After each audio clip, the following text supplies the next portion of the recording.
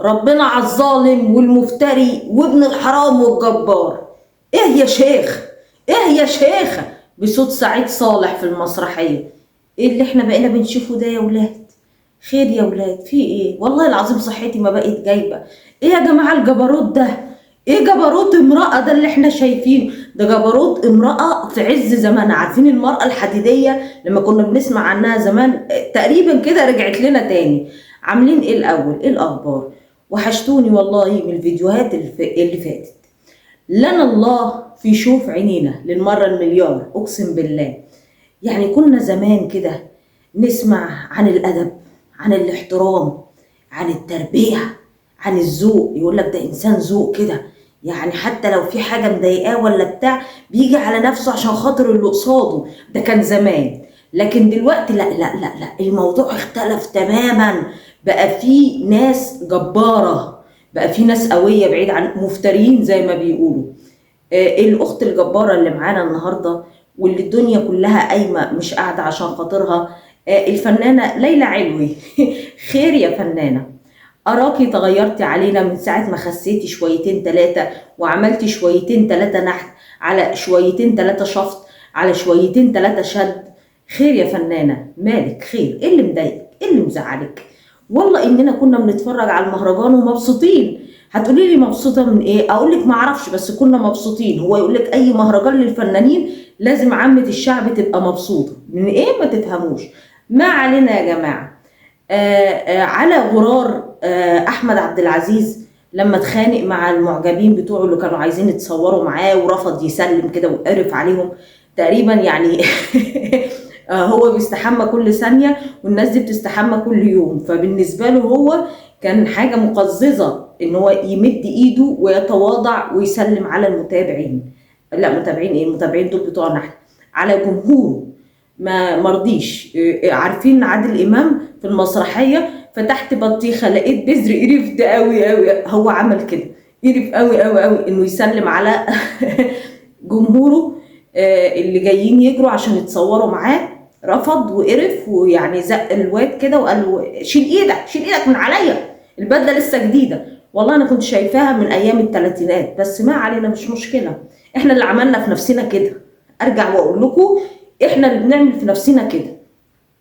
عمرو دياب ضرب الواد بالقلم لما جه برضه يتصور معاه. ما هيتصور مع الهضبه؟ وانت اي حد يتصور مع الهضبه؟ ما انت لو يعني مزه كرفي كده ولابس وعامل وشعر وبتاع كان اتصور، لكن شاب وجاي تتصور مع هيعمل بيك ايه؟ بجد والله ده انتوا عالم مخها فاضيه. طيب، خلصنا من عمرو دياب وخلصنا من احمد عبد العزيز وخلصنا من قبليهم الهام شاهين طبعا. طبعا الهام شاهين ليها السبق في هذه الحوارات، ان اي حد يجي يتصور معاها يعني بتقف تشرشح له بمعنى الكلمه يعني. ولو جه ويعني فكر يقعد جنبها في مهرجان او في احتفال او حاجه تقول له الكرسي ده محجوز. فيعني بصراحه الفنانين عندنا بيعاملوا المعجبين معامله لطيفه جدا جدا جدا.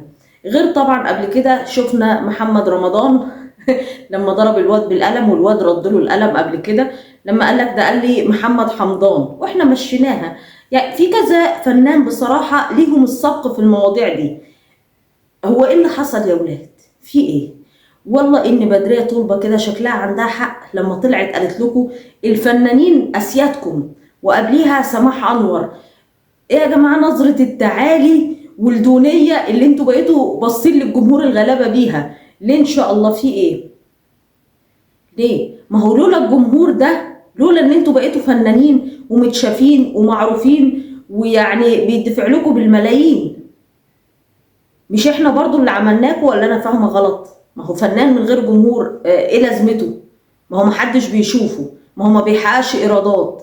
يعني احنا السبب في ان انتوا تبقوا كده، السبب ان انتوا تسكنوا في فيلل، السبب في ان يكون عندكم اسطول من العربيات كده زي محمد رمضان، ولما تهف في دماغتكم تاكلوا مثلا ايس كريم تاخدوا الطياره وتسافروا. فيعني مش كده يا جماعه، مش كده والله. ده من تواضع لله رفعه. خصوصا ان انتوا بسم الله ما شاء الله يعني لا انتم علماء ولا انتم عباقرة ولا اخترعتوا اختراعات معملية فذة. يعني سادة احمد سعد برضو لما طلع قبل كده في لقاء تلفزيوني وقال لك انا وعمرو سعد عندنا فيلل وعندنا فلوس ومش عارف ايه، لكن اخونا اللي اتنحر قلبه في التعليم وسافر بره واخد دكتوراه ومش عارف ايه راكب عربيه 28 128. يبقى ايه؟ هو إيه الوضع اتشقلب؟ يعني الدنيا بقت ماشيه بالشقلوب. هم دول كريمه المجتمع اللي انا قلت عليهم قبل كده، عشان كان الناس كانت بتزعل مني لما بقول هم دول كريمه المجتمع، سواء الفنانين او رجال الاعمال. هم دول الصفوه اللي طالعين لنا. بس مش كده، ما توصلش بقى لإهانة الجمهور بالوضع اللي احنا شايفينه دون. ليلى علوي المرة دي ما طلعتش ترند عشان خاطر خست، ولا عشان خاطر عملت فيلم ولا مسلسل جديد ولا الدنيا دي، لا خالص. ليلى علوي كانت في مهرجان اسكندرية، وفي متابع ايه برضه حد من جمهورها حب ان هو يتصور مع الفنانة. انا نفسي افهم الناس اللي بتجري ورا الفنانين دول عشان يتصوروا، وكذا مرة تتكرر نفس الحوادث دي ونفس الإهانة. عايزة أفهم، هو أنتوا هتستفيدوا إيه من الصورة اللي أنتوا هتاخدوها مع الفنان؟ يعني أنا عايزة أفهم. ما هو ربنا خلقه زيه زيكم، يعني ده مش حاجة يعني خارقة للطبيعة عشان مصممين تتصوروا معاهم يعني وتجروا وراهم بالمنظر ده وتهينوا نفسكم، وتبقى مثلا حفلات بيبقى فيها العدد كبير جدا وتلاقي اللي داخل يقتحم ويزاحم، ولا لو بنت مثلا وتلاقيها داخله راميه نفسها قوي عشان خاطر تطلع تحضن الفنان على المسرح وتبوسه وتعمله. ليه يعني؟ ان شاء الله ليه؟ هما ايه يعني؟ ما هم بني ادمين بشر زيهم زيكم. هتعملوا ايه بالصوره اللي انتوا هتتصوروها وتنزلوها على الفيسبوك تتمنظروا على قرايبكم ولا اصحابكم ولا مش عارف ايه؟ ايه يعني؟ انت اتشهرت، انت كده عملت انجاز لحياتك، انت اضاف لك ايه يعني الصوره دي؟ انا مش فاهمه. عشان تهين نفسك وكرامتك الآدمية بالمنظر ده وتتحرج كده عشان خاطر مين يعني؟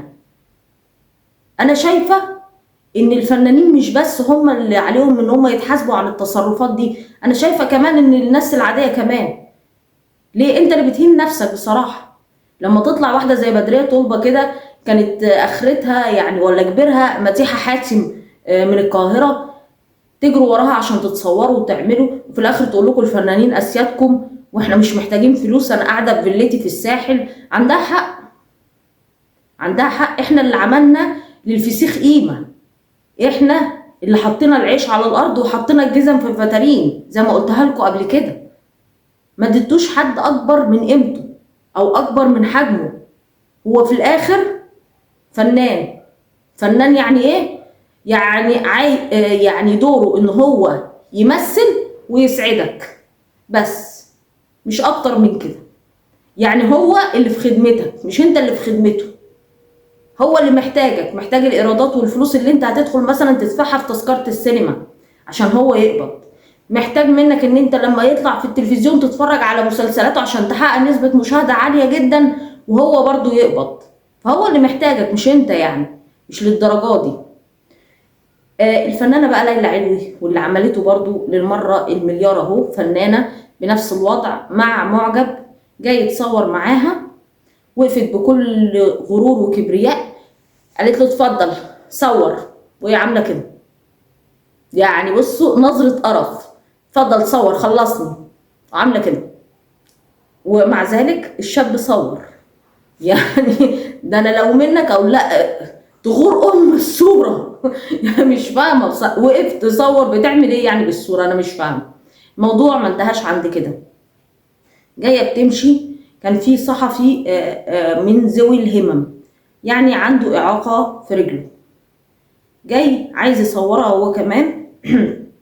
ويعني ده بقى بالنسبة له ده شغله، فده ملومش عليه، لكن احنا اللوم على المعجب العادي. ده شغله، ده من حقه. جاي يصورها، راحت زقاه وقالت له هات التليفون ده ما تصورش. اخدت منه التليفون واديته لحد من المساعدين بتوعها، قالت له احذف اللي هو صوره. فاللي واقفين معاه مع الصحفي بيقولوا لها ده من ذوي الهمم. قالت له انا اعمل له ايه يعني؟ انا مالي ومال اعاقته؟ انا مالي؟ صحيح انت مالك يا فنانه، صحيح انت تزقيه بس، لكن انت مالك ومال اعاقته؟ على فكرة ده شغله. وانت جايه المهرجان دون مش عشان خاطر يعني نشيل حضرتك على راسنا خالص. انت جايه بتتكرمي عن عمل فني، والصحفي ده مهنته ان يصور حضرتك وينزل عنده في الجريده او في المكان اللي هو شغال فيه الاعلامي. فمن حقه ان هو يصورك. هو لا صورك في وضع مخل، ولا دخل عليك اوضه النوم يصورك مثلا، ولا صورك في اي حته خالص غير في مكان شغلك ومكان شغله. فهو من حقه انه كان يصورك، لكن ما كانش من حقك انت ان انت تزقيه وتتنمري على اعاقته وتاخدي منه التليفون غصب عنه وتفرمطي اللي هو صوره. ومع ذلك الصحفي المحترم ده ساب لها التليفون وما قالهاش تلت التلاتة كام، وسابها تمسح اللي هي عايزاه وسابها تاخد التليفون، وبعد كده راحت رمياله التليفون في وشه. يعني منتهى، بصوا، قلة الذوق، منتهى الجليطة زي ما بيقولوا. هو ما عملش حاجة للإهانة دي كلها عشان تمسكي التليفون تمسحي اللي انت عايزاه وفي الآخر ترموله في وشه وتزقيه بالمنظر ده لما كنت هتوقعيه. أظن هو لو كان مد إيده كانت هتبقى مصيبة، لكن انت بالنسبة لك انت تمد إيدك فده عادي، وده بونبوني ونوتيلا. هنا بقى نستنى دور نقيب الفنانين ونقابة الصحافة. هل الموضوع ده هيعدي كده مرور الكرام؟ يعني نقابة الصحفيين مش هتاخد اي موقف لإهانة الصحفي ده خالص؟ طب الفنانة مش هيتعمل لها مثلا يعني يتفتح تحقيق بقى في نقابة الفنانين كده ونشوف الدنيا على ايه، ونشوف يمنعوها مثلا من التمثيل، نشوف اي عقاب يتطبق عليها نظرا للإساءة لصحفي والإساءة لصورة الفنان المصري؟ ولا احنا متعودين ان ليلى علو والهام شاهين ويسرا تحديدا دول يعني لا، دول بره الموضوع. من المفترض ان يتعمل لها تحقيق، صح ولا انا غلطانه؟ راغب علامه اتعمل له تحقيق عشان خاطر طلعت واحده بسته ومش عارفه ايه وهو كمل في البوس. يعني ما بقيناش عارفين نفتح الباب ولا نقفله.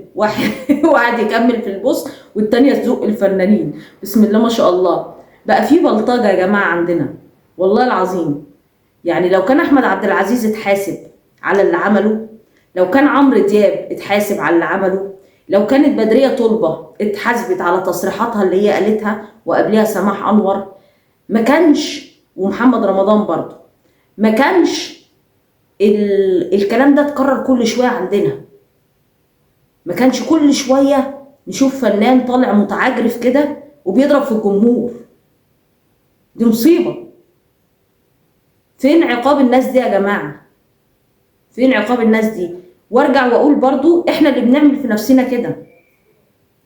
لما واحدة زي هدير عبد الرازق، وطبعا كلنا عارفينها، هدير عبد الرازق البلوجر المشهورة، بس مش مشهورة بحاجة، لا ده انتوا عارفين هي مشهورة بايه. كانت بتطلع على صفحتها تعرض الهدوم الداخلية للبنات وتعمل ايحاءات والكلام ده كله، وفي الاخر اتسرب لها كام فيديو سيكو سيكو من اللي انتوا عارفينه. ومع ذلك يعني بسم الله ما شاء الله، ولا حياة لمن تنادي. نزلت راحت السيدة عيشة ولا السيدة نفيسة مش فاكرة بالظبط، وراحت تتصور وتعمل، والناس بتجري وراها عايزة تتصور معاها. انتوا متخيلين؟ عايزين يتصوروا معاها، وكانوا هيكسروا العربية عليها عشان تطلع ويتصوروا معاها. طب وانتوا يعني بتتصوروا مع مين؟ انا مش فاهمة. يعني دي بتتصوروا معاها تعملوا بيها ايه؟ يعني ايه الفايدة في كده؟ يعني ايه الحاجة الحلوة اللي انتوا اخدتوها لما تتصوروا مع واحدة زي دي؟ مش فاهمة. هي الدنيا بقت ماشية بالشقلوب ليه؟ لكن لو شفنا عالم، دكتور جامعة، اي حد كده، شيخ مثلا ليه هيبته كده، ما نتصورش معاه ولا حتى نقول له انت رايح فين ولا جاي منين. لكن الفنانين اللي طالعين لنا في التلفزيون دول عليهم سكر، لازم نتصور معاهم يا الا هنموت ونقل من كرامتنا ونقل من نفسنا ونقل من كل حاجه. المهم نتصور مع الفنان. ما اعرفش ايه المكسب اللي هيعود علينا من حاجه زي كده والله العظيم. يعني انا بقول لكم شفت فيديوهات هدير دي اللي الناس عايزه تتصور معاه باي شكل من الاشكال، بس عندهم حق، ما هم مطلعاها في التلفزيون، قالت لك عروض الجواز زادت عندي بعد الفيديوهات اللي اتسربت لي. يعني اذا كان هم كانوا مستضيفينها في التلفزيون كبطله من الابطال، يعني ما اعرفش في انهي مجال، بس هم كانوا مستضيفينها، ما اعرفش مستضيفينها ليه برضه. فالناس بقى العاديه شافوها نجمه، ليهم حق برضه. يعني انا مش فاهمه ليه بتعملوا في نفسكم كده يا جماعه، ليه بتعملوا في نفسكم كده ان حد فيكم يتحط في موقف محرج زي ده. وللاسف الفنانين يعني لما بيعملوا مواقف زي دي عشان مثلا يطلعوا ترند او حاجه، انتوا اللي صوركم بتبقى في كل مكان وبيبقى شكلكم وحش. يعني انا اتحركت اللي هو جه يسلم على احمد عبد العزيز وحط ايده عليه، وكان راجل كبير مش صغير. تخيلوا لما اولاده يشوفوه كده، يعني يشوفوا الاهانه دي. ليه جبت الاهانه لنفسك بالمنظر ده؟ المعجب بتاع ليلى علوي دون اللي هو قالت له يلا صور وخلص، ليه الاهانه؟ ليه الاهانه؟ انا مش فاهمه. في الاخر احنا مستنيين بقى يتفتح تحقيق في نقابه الفنانين على تصرف ليلى علوي، مش مع المعجب، على الاقل مع الصحفي الغلبان ده اللي اتهان ده. يعني على الاقل عشان نلاقي كده اي رد فعل ان الراجل الغلبان ده اتاخد حقه، خصوصا ان هو من ذوي الهمم، وهي تنمرت كمان على اعاقته ومدت ايديها عليه. فاحنا منتظرين حاجه زي كده على الاقل تشفي غليلنا شويه. اكتبوا لي رايكم يا جماعه في الكومنتات، واشوفكم على خير في الفيديوهات اللي جايه. السلام عليكم ورحمه الله.